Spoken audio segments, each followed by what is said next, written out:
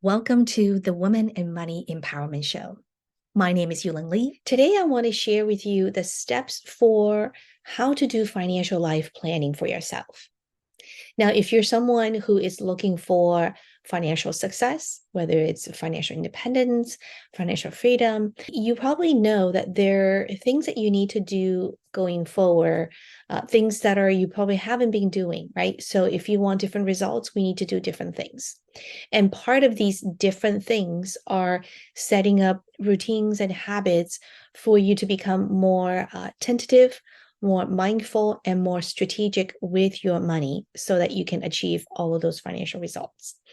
And so doing a financial life plan on a regular basis is a must. And of course, the best time to do this is at the end of the year, right? So if you think about, if you do this planning right now, then when the new year rolls around, then you're already set to go, right? You know exactly what you need to do.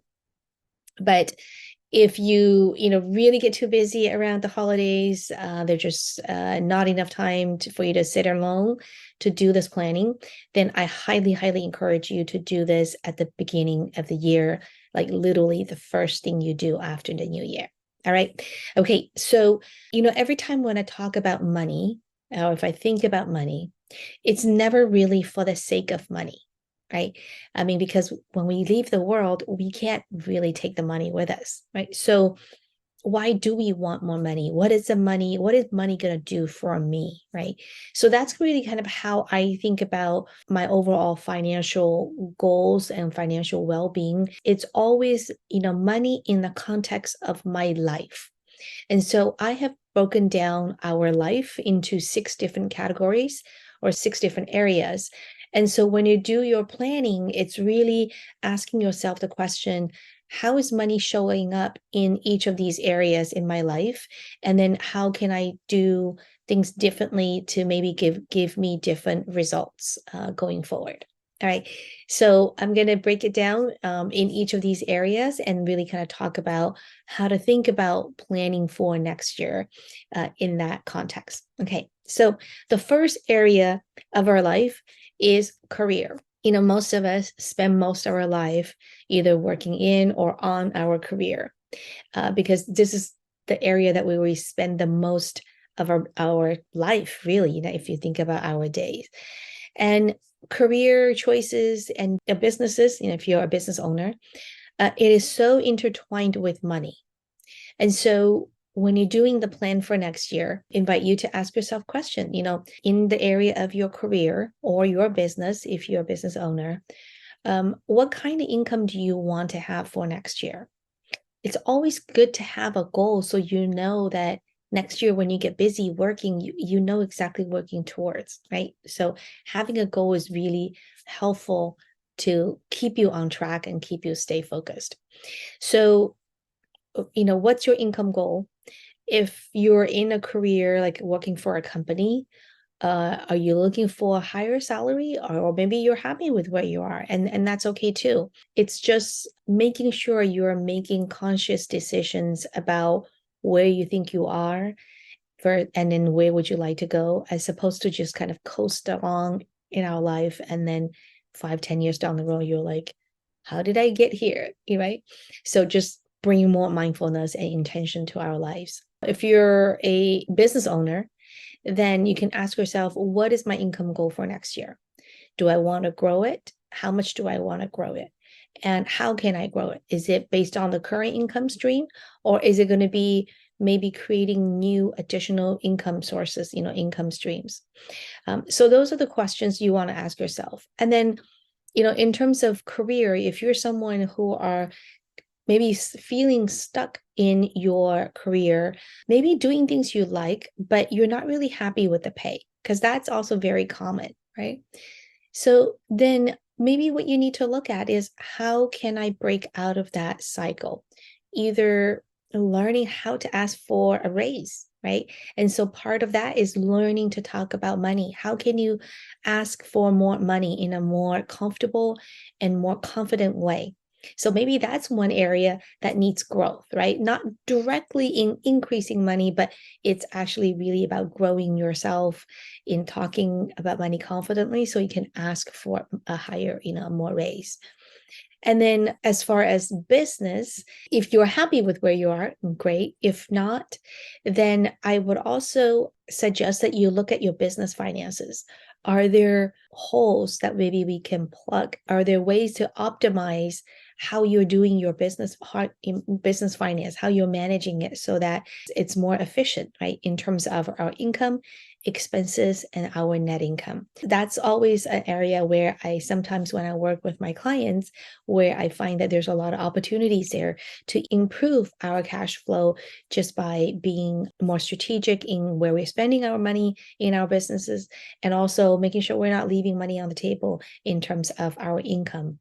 Okay, so that is the first area in our life, is career and business if you're a business owner.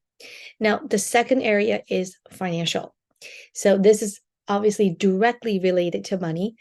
And for planning next year, really ask yourself, what is my goal in the long run? Because we really need to have a bigger picture first so that we can actually create more effective action steps to move towards that direction. So often I hear people say, I want to invest, I want to, build wealth, and they're just talking about specific investment, but without really understanding what is my bigger overall goal. And so if you haven't done the evaluation and the assessment of what is your overall goal for life, right? Like how much, what is a net worth that I would like to have in the long run, then you're just kind of busy doing things without any specific direction. So very important, number one, is to have this overall big goal in your life, financial goal in your life, in terms of how much wealth do I want to achieve, right? So the question that I often ask is, how much is enough? Really ask yourself this question. How much is enough for you to feel financially safe and secure?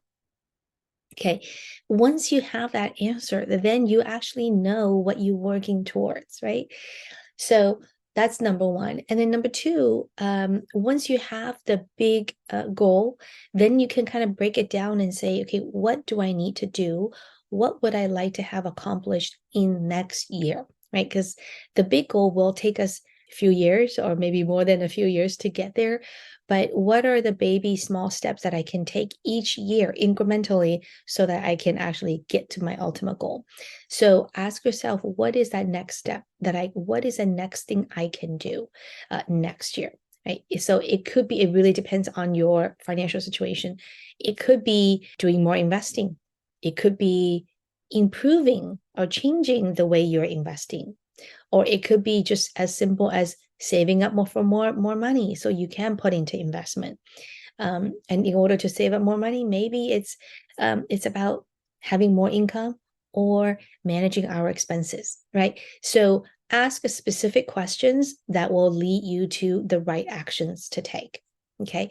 So those are, like, again, the key takeaways from this conversation is make sure you have a high level overall goal, and then you can be very specific about what you want to do in next year. Okay, so that's the second area of our life. Now, the third area of our life is spiritual. Now, for some people, it could be a religion that they really connect with and that they rely on, to help them grow in a spiritual path. For some people, it doesn't have to be religion. It could be your relationship to the universe. It could be your relationship to yourself, right? Whatever it is. Now, how is this connected to money? Well, for some people, and then maybe for some religion, we've always heard the term, money is the source of all evil, right? And that statement is so not true.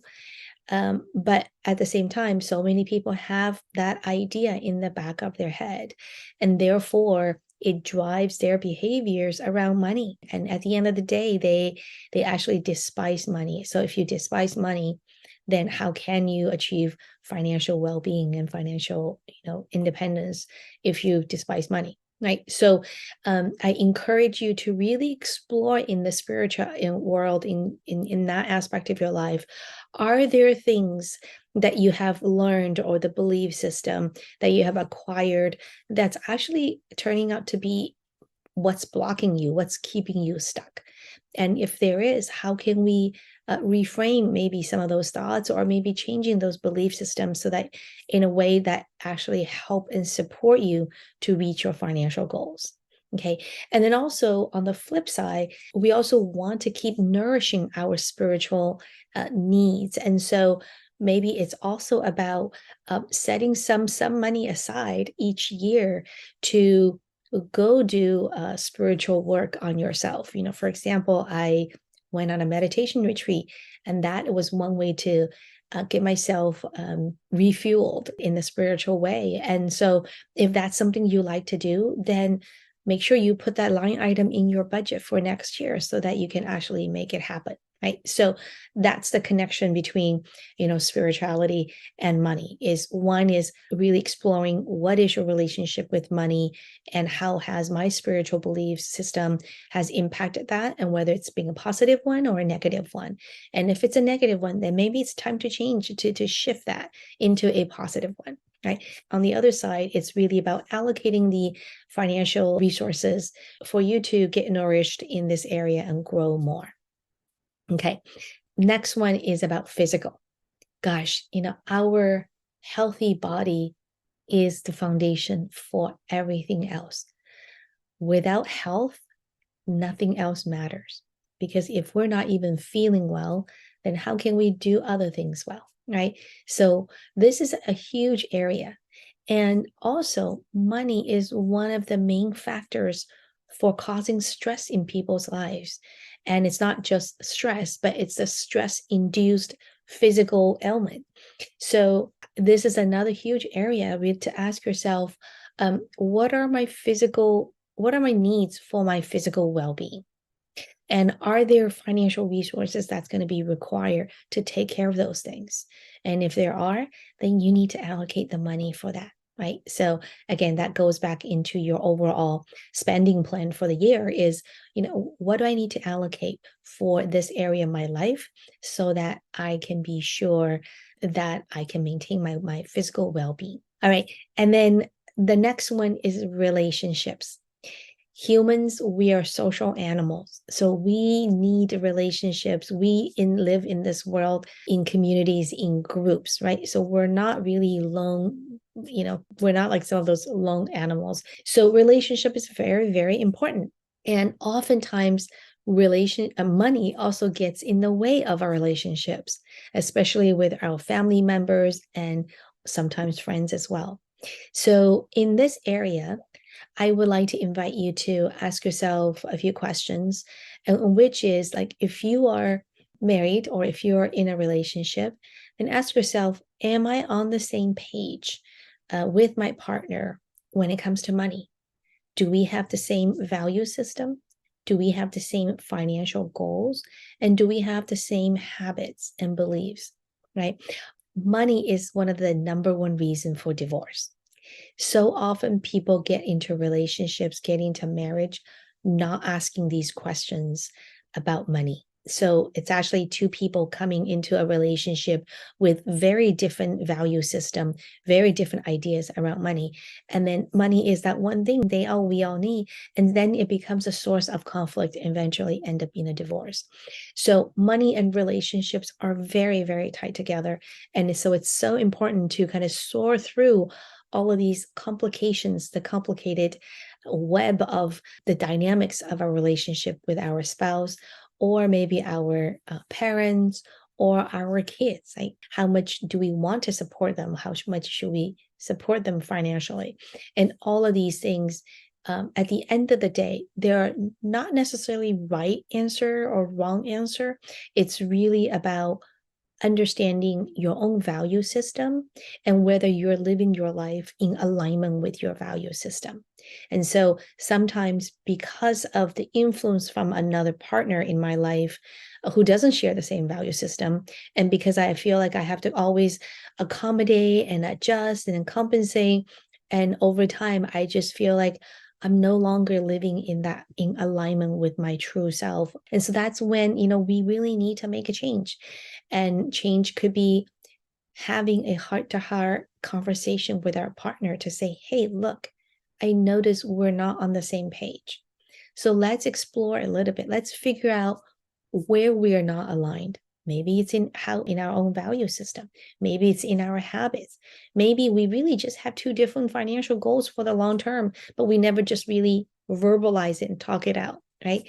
So whatever that may be, this is another crucial area. So I highly encourage you to do this work as part of your overall financial life planning, okay? Because your relationship with your spouse will have an impact, a huge impact on your overall financial well-being, right? You can either have someone who's helping you and working with you as a team to push into and move into the direction that you want, or you can have a spouse who's always pulling you back, right? Maybe you want to be doing all these other things, but your spouse is saying, no, that's too much risk, or no, I don't want to do that, right? So again, that is a really critical part of your overall financial planning, right? All right, so and then the last part is personal. Okay, so this is the last aspect of our life, which is personal. And that comes down to, like really going deep inside yourself and ask yourself, what makes me smile? What motivates me? What fills me with joy? What pushes me?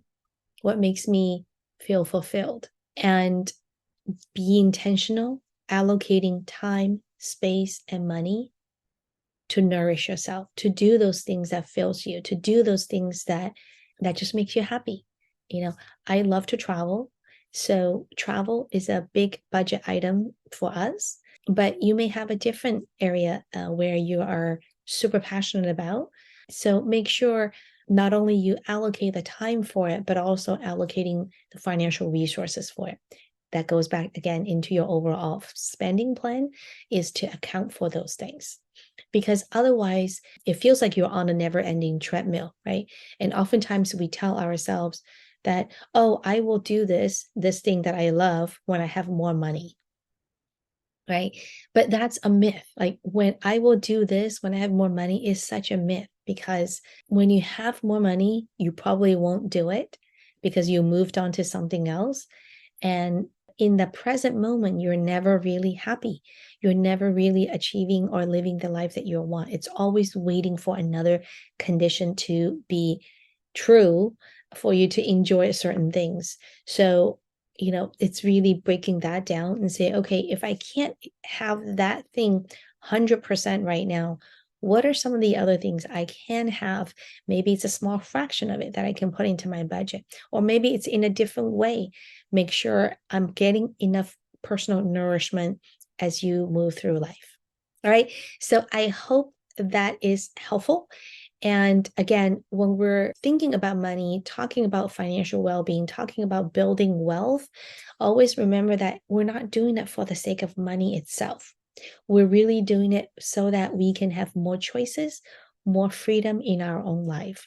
So always ask yourself the question, how is money showing up in, whatever area, any of these areas for you? And how can I change it, refine it, improve it to be even better? Thank you for tuning in to the Women and Money Empowerment Show. If you ever have doubtful moments about yourself, your capability, or your worthiness, please remember to keep coming back to these stories and lean in. Draw the wisdom and strength from these incredible women, and know that you also have what it takes to live a fulfilling life. Until next time, have a fabulous day.